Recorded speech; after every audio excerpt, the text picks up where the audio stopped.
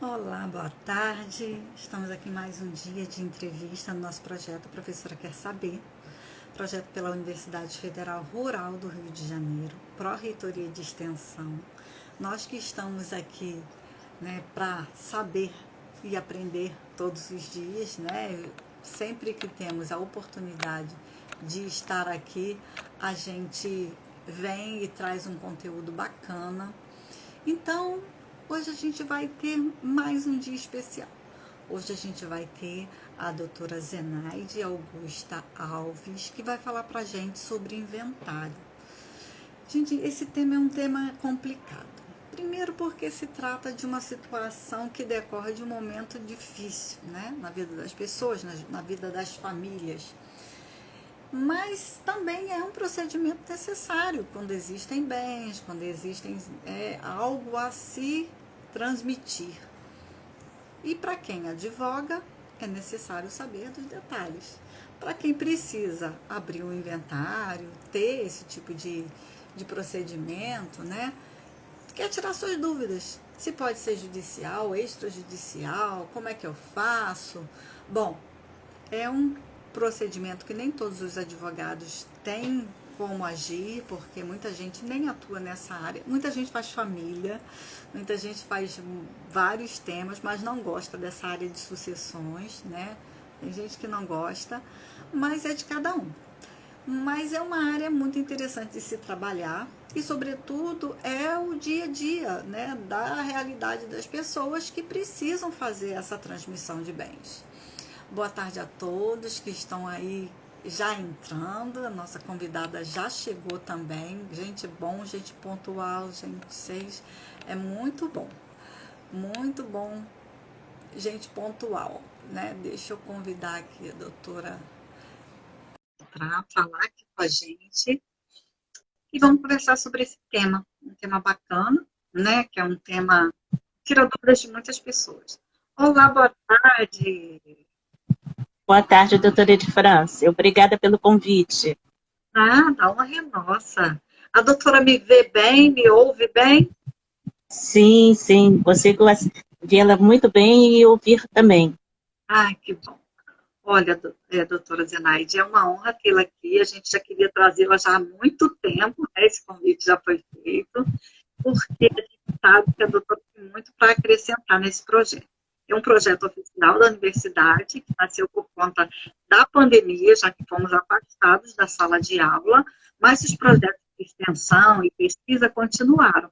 Então, esse projeto foi abraçado pela Pró-Reitoria de Extensão, esse mundo, vai ser um projeto bacana, vai entrar na segunda fase já, e ter aqui alguém para falar de um tema tão bacana, porque é um tema que gera muitas dúvidas, sobretudo na parte de tributação.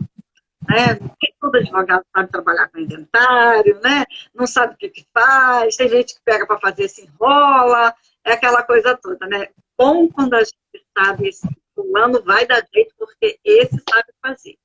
Então, é uma honra tê-lo aqui, desde já agradeço muito, muito, e podemos começar. Sim, o inventário, eu cheguei a ouvir um pouquinho do que você começou a falar no início, O inventário é uma área muito interessante, a parte de inventários e partilhas, porque você mexe com também uma espécie também de planejamento também sucessório dos bens que a pessoa tem, no caso do inventário que tiver um testamento, claro que a legislação determina que a abertura do testamento seja feita antes. E pode acontecer que a pessoa não saiba, os herdeiros não saibam que o falecido havia deixado um testamento. Então, isso é comum.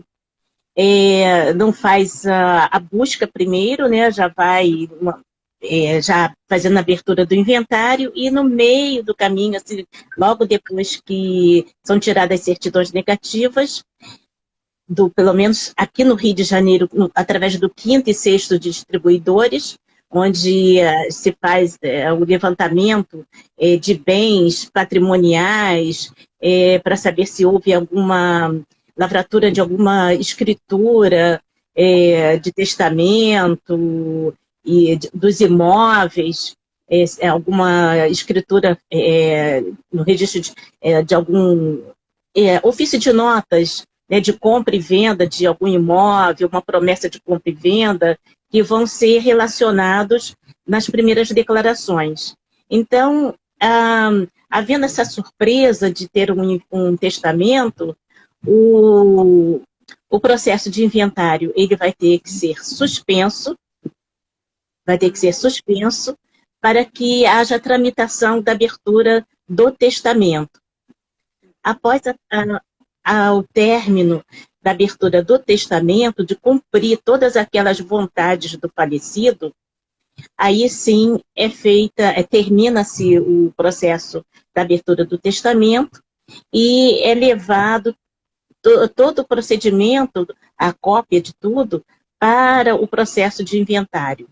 Aí sim, aí é feita a abertura do inventário, com a relação de todos os herdeiros necessários, né, viúva, e também agora a gente sabe que a companheira também, ela concorre com a herança, nessa herança, e então haverá partilha. Essa partilha, em relação aos bens colacionados no testamento, serão objeto da homologação pelo juiz. Né?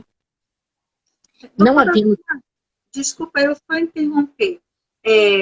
Essas letrinhas que estão na frente incomodam a doutora ou pode deixar? Não, pode deixar. Pode deixar, não tem problema nenhum, não, já estou acostumada. Então tá. Então, se não houver testamento, o processo de inventário ele vai correr normalmente. Existem algumas formas de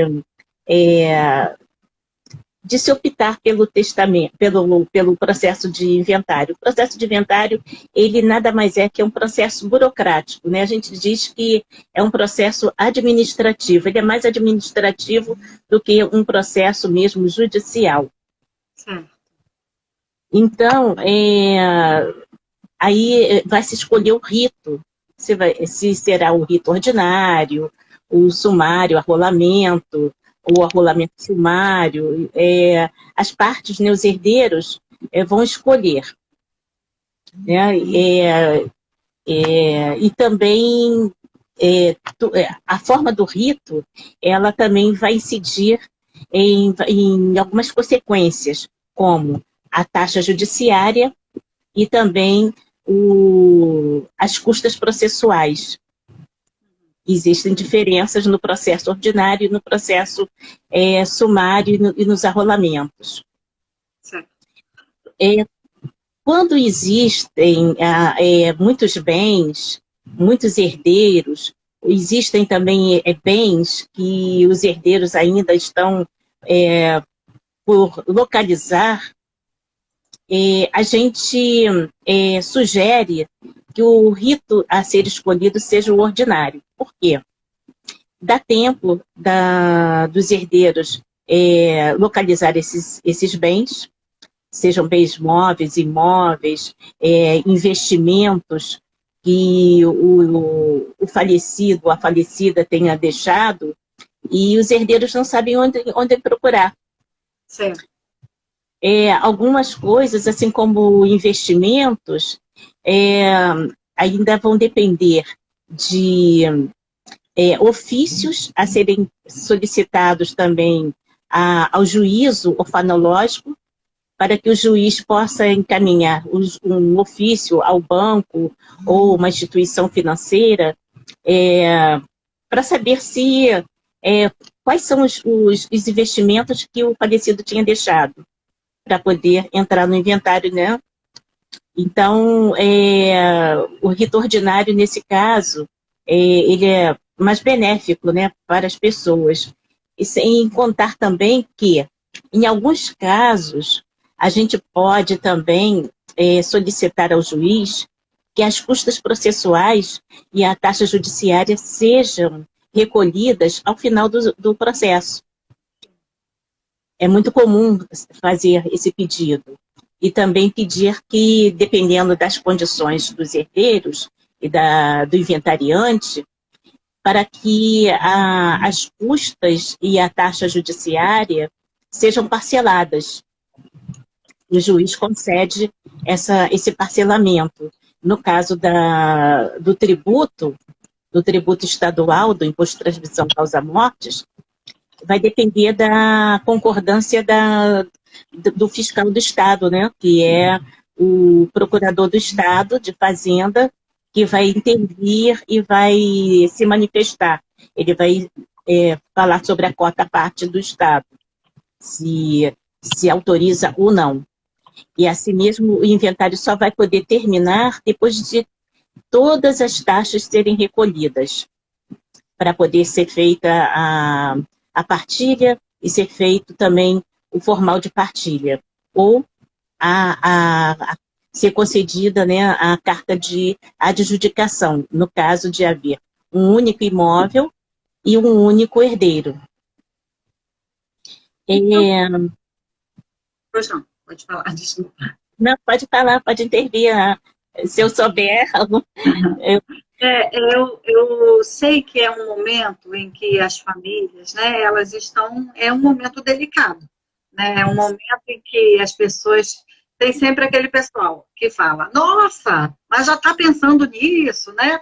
Ao mesmo tempo, a gente sabe que é um lado prático da vida, que as situações precisam ser resolvidas, haja vista que os bens precisam ganhar novos, né, donos para poder as pessoas tomarem conta, pagarem os tributos e tudo mais, né? A gente tem que ter. E às vezes até para o próprio sustento da família, porque às vezes o dinheiro está no banco, às vezes, né, era um bem alugado, né? E aí fica tudo parado. Então eu ia perguntar à doutora, assim, diante da morte de alguém que precisa fazer essa transferência de bens, como é que a família deve se posicionar? Ela deve buscar imediatamente um advogado, no caso, a doutora falou, às vezes não sabe nem quais são os bens, né? Não sabe nada, né? Mas assim, qual o primeiro passo? É buscar o advogado para que ele oriente, faça esse passo a passo, ou a família já tem que fazer algo antes de chegar no advogado? Não, eu sugiro que procure um advogado, ou no caso, se a família não tiver condições financeiras, procurar a defensoria pública. Porque terão todas as orientações necessárias, né? Primeiro, quando do falecimento, as pessoas, os herdeiros, e a viúva meeira, e a companheira, no caso também, eles já estão com... já há uma transmissão desses bens, mas não assim totalmente, né? E também existe também a expectativa de direito de posse desses bens deixados pelo falecido. Né? E eles não podem vender, não podem fazer nenhuma venda sem antes fazer a abertura do inventário. Se por acaso, no decorrer do inventário, houver a necessidade, eles não tenham condições financeiras, por exemplo, existe um ou dois, três imóveis, existe também valor, um numerário numa conta bancária deixada pelo falecido, ou uma aplicação financeira que há condições de ser resgatada, é só pedir através do advogado, eles vão pedir ao juiz a liberação daqueles valores e também autorização para a venda do imóvel. E informando e explicando, fundamentando o motivo para que o juiz possa conceder a venda ou o levantamento dos valores que estão no banco ou na instituição financeira. Ainda dentro do procedimento do inventário, sem término, sem nada, com uma justificativa, então, não é isso?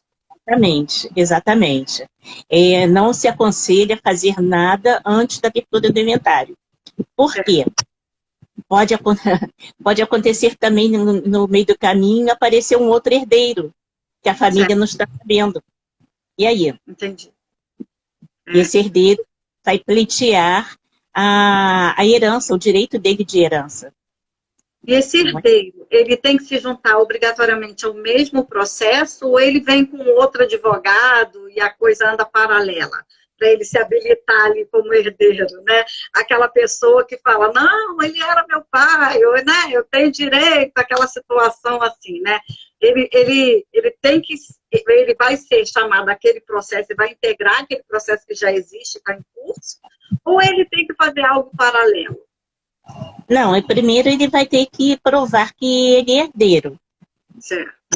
Na vara de família, ele vai procurar os direitos dele para demonstrar que ele é filho, né? O reconhecimento da paternidade, não é? E com esse reconhecimento de paternidade, depois ele se habilita nos autos do inventário para requerer a cota parte dele. Entendi. E quando é, doutora, que vai ser possível ser extrajudicial? Porque pode acontecer de ser só uma opção da família ou existe uma obrigatoriedade, dependendo do caso, de ser de um jeito ou ser de outro? Não existe uma obrigatoriedade, não. É uma opção da família, né? Sim. Com a Lei 11.441, de 2007, que trouxe essa possibilidade do processo de inventário extrajudicial, que são os inventários feitos em cartórios, realizados em cartórios, há essa possibilidade da família escolher. Mas existem alguns requisitos. A legislação ela exige que não exista testamento, ela exige que todos os envolvidos, todos os herdeiros estejam em concordância, não pode haver nenhuma divergência entre os herdeiros, aí vai ter que ir para a esfera judicial. E também a necessidade que todos os envolvidos sejam maiores e capazes, porque se houver algum menor, infelizmente não vai poder tramitar na esfera extrajudicial, porque vai ter a necessidade. É divórcio, né? Quando a gente quer fazer um divórcio no extrajudicial, não pode ter menor, não pode ter, né? Não pode ter litígio. Então, é muito semelhante, né, doutora? Exatamente, porque o Ministério Público, como custos legis, vai estar lá fiscalizando o processo. Entendi. Para poder defender os direitos do menor, caso haja alguma infração, alguma ilegalidade que possa ferir o direito do menor. Entendi. E em termos de valores, o fato de ser judicial ou extrajudicial, o custo para a família daquele inventário, estou falando de taxas cartorárias, aqueles emolumentos que tem na esfera judicial, é muito diferente para ela poder pensar, para a família pensar, não, vamos por aqui que é mais barato ou mais rápido, ou não, vamos por aqui porque é mais barato. Qual seria a situação em termos de valores? Isso vai depender do valor do monte também que está sendo relacionado nas primeiras declarações. Os bens que estão sendo levados ao inventário, né? Porque a quantidade é que nem no inventário judicial. Faz a relação das primeiras declarações do monte, só que na esfera judicial existe uma avaliação pelo avaliador judicial, no caso de processo do inventário ordinário. No caso do rito do arrolamento do sumário, as partes é quem dão os valores dos bens. Lógico que o imposto de transmissão, causa-mortes, o Estado vai verificar os valores, né? Se aqueles valores estão de acordo com o valor de mercado, existe uma tabela para eles poderem fazer isso, e isso eles acabam utilizando uma tabela que o Estado utiliza, verificando também o valor do mercado que a prefeitura utiliza na compra e venda. Isso, na prática, a gente vê isso, né? Entendi. E se você quiser impugnar, vai ser um outro caminho que cada caso é um caso a ser verificado se vale a pena ou não impugnar o valor que a Fazenda está dando para a incidência do imposto de transmissão. Pois é, já que a gente falou em fazenda, aí eu ia perguntar para a doutora. O advogado, ele precisa estar lá cadastrado no Cefaz, naquelas coisas todas para fazer todo esse recolhimento dos tributos, né, que a gente chama de ITD, a gente sabe que não é ITD o nome completo do imposto, né, IPCMD, né, mas a gente chama de ITD de forma, é um apelidinho que o imposto ganhou. O advogado, para ele trabalhar como inventário, para ele promover essa assistência à família como patrono da causa, fazer um inventário, ele tem que ter esse pré-cadastro ou é não necessariamente? Não necessariamente, porque na hora do cálculo do imposto de transmissão, causa-mortes, será feito no CPF, né, dos herdeiros. Né? Agora, com essa mudança... Mas quem faz o lançamento é o próprio advogado? Não, os herdeiros é que vão fazer? Olha, a princípio, a legislação ela não determina que seja o advogado. A legislação é imparcial, né? Uhum. Então, pode ser a parte, um despachante, ele pode fazer isso, né? Tá? Mas nada impede que, na hora de protocolar, tenha lá as informações do advogado ou do despachante ou de uma das partes para poder fazer o recebimento das guias, né, das guias do imposto de transmissão. Existe lá quem entrou para se cadastrar para poder colocar as informações para gerar guia, quem vai receber essas guias aí, mas não necessariamente que vai ser o responsável pelo pagamento. Entendi. A gente sempre tem aqueles comentários assim, né? Nossa, tá em inventário, nossa, esquece. Esquece porque vai demorar muito, né? Eu vi um bem tão bom, mas eles queriam vender, mas tá em inventário. A inventário demora demais. Procede, doutor, essa informação? Inventário demora demais? Ou respeita o caso a caso? Como é que é isso? Respeita cada caso é um caso. Né? E, às vezes, as pessoas têm uma concepção muito errada de que quer comprar um imóvel, mas ele está em inventário e não vale a pena. Às vezes, vale a pena, sim. Por quê? A pessoa que está interessada no imóvel, ela, no caso, os herdeiros, vão ter que solicitar judicialmente ao juiz a autorização para a venda. Certo.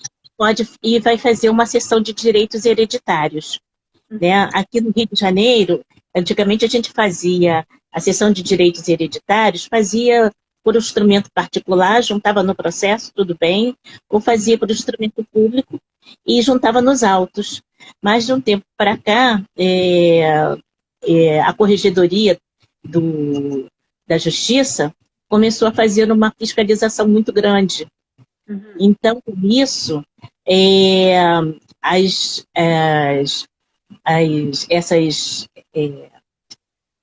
essas escrituras só podem ser feitas mediante a autorização do juiz onde está tramitando o processo. Aí o juiz autoriza e as partes vão lavrar a escritura de cessão de direitos hereditários no cartório de notas onde achar melhor. Aí junta nos autos e a pessoa que adquiriu aquele imóvel fica como se fosse uma promessa de compra e venda, né? Ou uma venda mesmo. Aí se habilita nos autos e vai ficar até o final do inventário e em relação àquele imóvel, ela vai ficar responsável pelo pagamento do imposto de transmissão ali dentro, sobre aquele imóvel, né? E o restante, os outros bens, ficam a cargo dos herdeiros. E vai sair no final do processo um formal de partilha, e será um formal de partilha, a pessoa que adquiriu na cessão de direitos hereditários vai pagar aquele formal para que aquele imóvel que ele adquiriu, na partilha que foi homologada pelo juiz ufanológico, ele possa levar ao RGI aquele de partilha para que ele fique lá como dono e não tenha problema nenhum. E depois ele também ele vai proceder junto à prefeitura a alteração cadastral para que na matrícula do imóvel, no RGI e também no cadastro da prefeitura, ele conste como proprietário. Certo. A doutora falou RGI e me chamou a atenção para um detalhe. Nós temos uma certa cultura, né, o brasileiro tem essa cultura de o filho vai morando atrás no quintal e faz outra casa em cima, né, aquela situação, começa a morar todo mundo junto.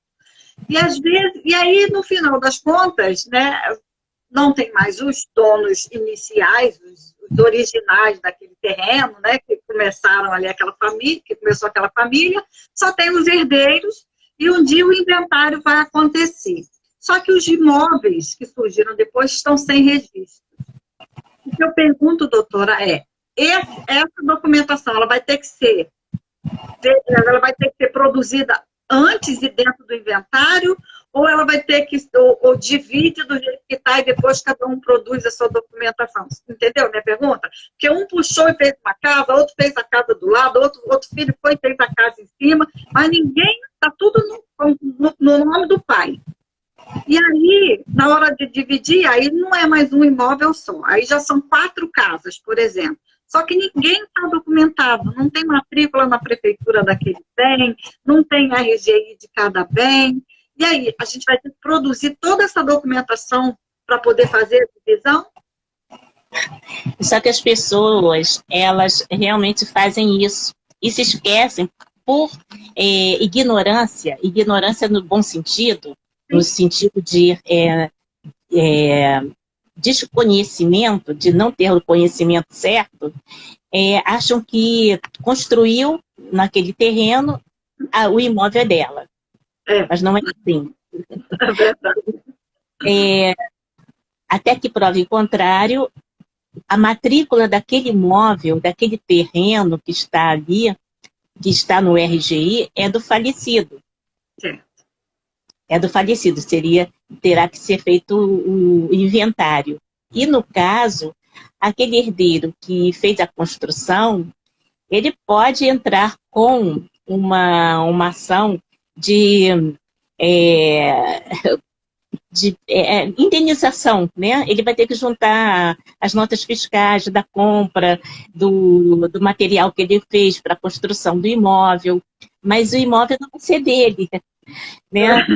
Vai ter que entrar na partilha do inventário a si mesmo. E outra coisa, a prefeitura vai ver que houve uma infração. Houve a construção de um prédio, né? Para a prefeitura, a casa é um prédio, né? Um imóvel, e tem que ser feita a inscrição e tem que pagar a matrícula daquele imóvel. Ai, a surpresa não é muito boa, né? Porque ele pensa assim, agora então vou só tomar posse da minha casa, né? Mas na realidade ele descobre que a casa nem é dele e às vezes ele não tem nem como provar, porque às vezes o próprio fez a construção, né? Tem muita gente que vai lá, aí recebe férias, vai lá, fica um final de semana e vai subindo a casa, no final das contas faz uma casa grande, o outro fez uma casa menor, aí dá aquela diferença de tamanho, né? A gente vê muito isso, né? E eu queria perguntar também que existem casos, assim, vamos dizer, 4 filhos. Então, 4 filhos fizeram casa naquele mesmo quintal. E, então, 4 imóveis bons. Só que um foi morar fora do Brasil e falou, vou te vender. A gente sabe o que isso acontece, né? Eu te vendo a minha parte e aí pronto. Isso também dá problema, né, doutora? Dá sim, dá sim. O que que acontece? No inventário, se o herdeiro não quiser fazer parte mais do inventário, ele vai. Existem algumas situações. Ou ele faz uma renúncia em prol do monte, Sim. ou faz uma renúncia em relação para um determinado herdeiro. Sim. Duas situações bem diferentes. Então, na renúncia em favor do monte, ele não vai ter assim o imposto de transmissão, né? Porque ele está renunciando para o monte. Já Sim. se ele fizer uma renúncia para outros herdeiros, ele vai ter uma transmissão aí, né? Aliás, ele vai ter desculpa, ele vai ter sim um imposto de transmissão, mas em relação ao monte, né? Que seria um percentual um pouco diferente. E se ele fizer uma renúncia, né, entre aspas, que no caso é uma cessão, o termo técnico seria uma cessão. Ele está fazendo uma renúncia para um irmão, aí vai ser uma transação inter vivos, que ele vai ter que pagar o imposto de transmissão para a Prefeitura Municipal aqui do Rio de Janeiro, no caso aqui do Rio de Janeiro, né? Vai ter que fazer vai ser uma transação inter vivos.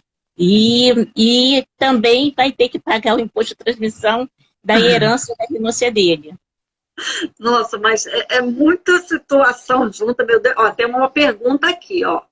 É viável pedir a planta de cada imóvel, ver se preenche o estatuto da cidade, a possibilidade de regularizar a inscrição junto à prefeitura ou como indenização por melhoria? Quem está perguntando isso é a doutora Andréa. Então, eu conheço a doutora Andréa. É uma boa interessante a pergunta dela, né? É viável isso? Existe essa possibilidade, doutora Zenaide? Não, fazer a regularização do imóvel perante a prefeitura, isso vai ter que ser feito sim. Porque a prefeitura não vai deixar passar. A prefeitura vai querer cobrar o imposto dela. O tributo, né? O Estado acorda, né? O Estado às vezes dorme. Mas quando fala de tributos, para a gente pagar, ele acorda, né? O Estado acorda, vive de alerta, né? Isso. E agora, como indenização por melhoria, aí já é uma outra situação, é aquilo que nós falamos. Depois que tiver regularizada a inscrição do imóvel cadastral na prefeitura, né, e depois essa regularização vai ter que ser levada para o RGI, para ser acrescentada houve um acréscimo, né, do imóvel no terreno, lá no RGI. Aí, se o herdeiro tiver as notas fiscais, recibo que pagou ao pedreiro, ao engenheiro para a construção do imóvel, essas coisas todas, ele pode pleitear uma indenização, mas desde que ele tenha provas. Se não tiver, não vai conseguir. Entendi. O simples fato de ele estar morando lá não quer dizer vai nada, né? Doutora, como escolher quem vai ser o inventariante? Como é que é definido isso? Porque se ninguém quer e só um quer, é fácil. Mas e quando mais pessoas querem? Como é que fica essa situação? Olha, o inventariante, a legislação até fala que é aquela pessoa que está na administração dos bens. Certo. Né? O ideal é, mesmo que vários queiram pleitear o cargo de inventariante, aquele que comprovar que está ali na administração dos bens é que será. No caso, por exemplo, a viúva Meira, morava lá com um falecido e tal, é mais provável ser a inventariante. Caso ela seja uma senhora de muita idade ou não quer, né? Aí um dos filhos que esteja ajudando lá na administração pode ser nomeado inventariante, né? Agora, se houver briga, aí eles vão ter que provar lá nos autos que tem a possibilidade de ser o administrador de todos os bens, né, que tem aquela capacidade, o juiz vai nomear. Entendi. Tá. Então, assim, a gente aprendeu hoje aqui... Se tiver muita briga, o juiz pode nomear o inventariante judicial. É pior, né? É pior. A gente aprendeu hoje aqui que o inventário ele é algo necessário, mas que a gente precisa definir, né, de acordo com não há uma obrigatoriedade de ser de um jeito ou de outro, se houver os requisitos possíveis de ser feito extrajudicialmente ou judicialmente, é só escolha. Se houver uma necessidade por lei de ser judicial, aí não tem o que escolher. Alguém vai ser nomeado inventariante ou até, como a doutora acabou de falar, um inventariante judicial, porque alguém tem que se responsabilizar pela situação. Tributos a gente sabe que o Estado não vai deixar de cobrar. E a gente sabe também que as pessoas adiam essa questão do inventário justamente por causa da questão dos custos e da cobrança dos tributos, desses impostos de transmissão. Tem um prazo para a pessoa, doutora, para a pessoa falar, olha, agora não tem mais jeito, tem que abrir agora, senão depois vai ser pior, a gente vai pagar multa, vai ser ruim. Então, como é que a família age nesses casos? Tem qual prazo derradeiro para abrir o... O Código de Processo Civil, ele fala em 60 dias, tá? Com essa pandemia, foi baixada uma lei, que foi uma lei que veio para poder, em razão dessa desorganização toda que teve, muita gente, as situações que você sabe para poder, de óbito também, complicou muito para as pessoas. Então, o governo baixou uma legislação, uma lei número 14.010, que é de dia 12 de junho de 2020, dando um prazo maior, prorrogando o prazo, para que não sejam esses 60 dias, para que as pessoas não paguem essas multas. Né? Então, isso não quer dizer que houve uma alteração no Código de Processo Civil. Né? Salvo engano, uma investigação por conta da situação, né, que, aliás, está complicado para todo mundo, né? Essa coisa que a gente ainda esbarra nas questões de tecnologia que, às vezes, naquele dia não ajuda em nada a gente, né? A gente já teve uma live aqui que a gente não conseguiu conectar de jeito nenhum. A pessoa estava numa região do Brasil muito distante, ou com uma internet muito lenta. E aí, imagina, se é uma situação processual também, e uma pessoa assim, mais simples, que também não tem acesso, e ter um prazo tão rígido num momento como esse acaba sendo complicado, né? Até para o próprio advogado cumprir tudo, né, doutora? A doutora está conseguindo trabalhar bem nesse período? Como é que está? Olha, está muito complicado, sim, muito complicado. Parece que a gente tem trabalhado mais, as dificuldades de trabalho estão sendo maiores do que antes da pandemia, muito maiores, porque logo no início, as lojas fechadas, tivemos que ser obrigados a comprar câmeras, fazer contatos através de vídeo, os valores depois, 2, 3 meses depois, dispararam, dos produtos de informática. Eu tive problemas com computadores de casa e do escritório, para poder conseguir localizar técnico.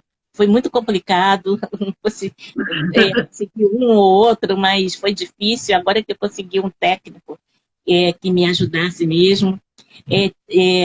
O computador do escritório está parado já há alguns meses. Tive que comprar uma placa de vídeo, depois comprar uma placa-mãe. Estou aguardando o técnico fazer os testes para ver se estou rezando para que meu processador, que é um i7, que já tem uns 5 anos, logo que apareceu o i7, não tenha dado problema. E o processador é uma das peças mais caras também que tem dentro do computador, né? Então, aí eu fico... hoje eu estou no escritório, aí eu vim de casa. Então, eu venho e volto trazendo o notebook, né? Isso é muito complicado. Eu não gosto de trabalhar com notebook, eu prefiro mais o computador de tubo, que é muito não, mais também. prático, muito Eu mais prático também. para trabalhar, né? Então, a gente tem essas dificuldades. E fora que, volta e meia, nessas complicações, os programas, os tribunais saem, aí já tive que formatar meus computadores, notebook várias vezes, né, para peticionar, complicado. Nem sempre dá tempo de ir na casa do advogado para poder peticionar, né, que graças a Deus a Ordem dos Advogados nos coloca à nossa disposição a Casa do Advogado. Verdade. Né? Então, isso nos ajuda muito. E os funcionários da Ordem são muito atenciosos. Né? Muito, muito. Eu sempre sou muito bem recebida lá, eles me ajudam demais. E às vezes, assim, coisas assim banais, né? Mas é que eu acabo ficando enrolada. Não, doutora, que isso? Aí me ajuda rapidinho, sabe? É muito bom. E né, é um espaço geladinho, fresquinho, nesse calor do Rio de Janeiro. Às vezes é um alívio entrar ali, né? Que a gente bebe uma água e a respiração volta ao normal. Infelizmente, até por conta dessa pandemia, alguns espaços da OAB estão tendo que novamente fechar, né? Em alguns municípios já estão fechando. Mas a gente vai passar por isso e a gente vai vencer, se Deus quiser. Nem tenho atendido muitos clientes no escritório, não. Graças a Deus. E quando preciso, eu agendo numa sala compartilhada da OAB, ali na Rua da Assembleia, e atendo lá. Não atendo no escritório. Aí eu queria até falar do detalhe dessa lei 14.010 de 2020, que foi baixada no dia 12 de junho de 2020. Ela diz o seguinte, que os óbitos ocorridos do dia 1º de fevereiro de 2020, né, eles não terão abertura, o prazo de abertura com prazo fatal de 60 dias. Tá? O prazo começou a partir apenas depois do dia 30 de outubro de 2020. Quer dizer, no final do mês passado é que contam esses prazos de 60 dias. Então, deu uma praticidade, um conforto maior para as pessoas que sabem que nesse momento de pandemia, das dificuldades das pessoas conseguirem ir até os cartórios para poder conseguir a certidão de óbito, porque a gente sabe que muitos óbitos ocorreram não pela Covid, mas o governo determinou que, na dúvida, muitas pessoas foram... É verdade. A causa morte foi Covid, exatamente. A causa morte foi o Covid, né? Existem algumas implicações para seguro de vida. Eu não sou expert em seguro de vida, mas quem trabalha com seguro de vida diz que isso é muito, muito ruim, porque o seguro de vida não cobre o falecimento, a causa morte pela Covid. Então, causou algumas pessoas que brigaram para exumar o corpo, para saber a causa morte, para poder ter o direito do seguro de vida, né? Então, e quando você perguntou se em relação aos custos do processo extrajudicial e do processo judicial, nós comentamos que depende de cada caso, né? Para que seja feito um processo extrajudicial, é necessário que você vá ao cartório, faça mais ou menos um levantamento de quanto que vai ficar pelo valor do monte, né? Porque aí até o serventuário vai até ajudar, ele vai entrar no site da prefeitura para fazer o levantamento do valor de mercado, dos imóveis, dos bens, para poder ver a incidência do tributo. Aí você vai levar para o seu cliente e o cliente vai verificar se ele tem o dinheiro para pagar as custas, os emolumentos da lavratura da escritura do inventário. Porque no inventário extrajudicial tem que ser pago tudo de uma vez só. É diferente do processo judicial. No processo judicial, você, aos poucos, você tem o pagamento da taxa judiciária inicial, das custas processuais, no caso, se tiver avaliação, você depois paga a avaliação. Então, é mais vantajoso para o cliente, que não tem como disponibilizar desse valor logo assim, de imediato, entrar pela esfera judicial. Ah, entendi. Esse detalhe é muito interessante, sobretudo porque as famílias, às vezes, não estão preparadas para uma situação que elas têm que dispor, né? Às vezes, o bem já tem o bem como seu e não tem como dispor para legalizar aquela situação toda, né? Diante daquele momento. Doutora, eu queria perguntar se a doutora autoriza que a live fique salva ou se não. Eu preciso saber para eu saber o que eu faço. Pode, claro, será uma honra. Tá. E outra coisa também, outro detalhe também, que alguns colegas que não estão acostumados a fazer inventário extrajudicial têm a dúvida, é em relação aos honorários. Os honorários são os mesmos que como se estivesse cobrando no inventário judicial. Sim. A Ordem dos Advogados ele traz uma tabela referência. Sim. Uma tabela referência. Aquilo ali é uma referência, né? Alguns colegas cobram 5%, 6% sobre o valor do monte. Mas tudo isso vai depender do trabalho que o inventário vai dar. Certo. Entendi. E se for fazer... acha que vai ser tranquilo e daqui a pouco surge um monte de situação para resolver, né? E aí é complicado, né? Principalmente no inventário judicial, ou mesmo no extrajudicial, quando existe no monte do inventário vários bens imóveis que não ficam só no Rio de Janeiro. Fica no Rio de Janeiro, outro está lá em Maricá, outro está em Petrópolis, né, outro está em Cabo Frio, e o cliente depois vai querer que o advogado continue dando uma assessoria. Ele não vai contratar um despachante e o advogado vai ter que se deslocar para ir lá, né? Ou agora com os meios, as ferramentas eletrônicas que o Conselho Nacional de Justiça já disponibilizou pelo provimento 100, pelo provimento número 100, que os cartórios podem fazer os atos notariais e registrais através da internet. Isso já facilita muito. Muita coisa, muita coisa. Nossa, a gente aprendeu muito hoje aqui. E aqui é a hora boa, né? Já estamos com 48 minutos e a gente ainda teria muito para perguntar. Só que o nosso tempo aqui também não é tão grande e a gente precisa salvar a live, porque muita gente já me mandou mensagem aqui perguntando se vai ficar salva, que quer assistir depois. E aí, como a doutora autorizou, a gente vai salvar, vai mandar para o canal do YouTube e depois a universidade pega todos os vídeos e institucionaliza.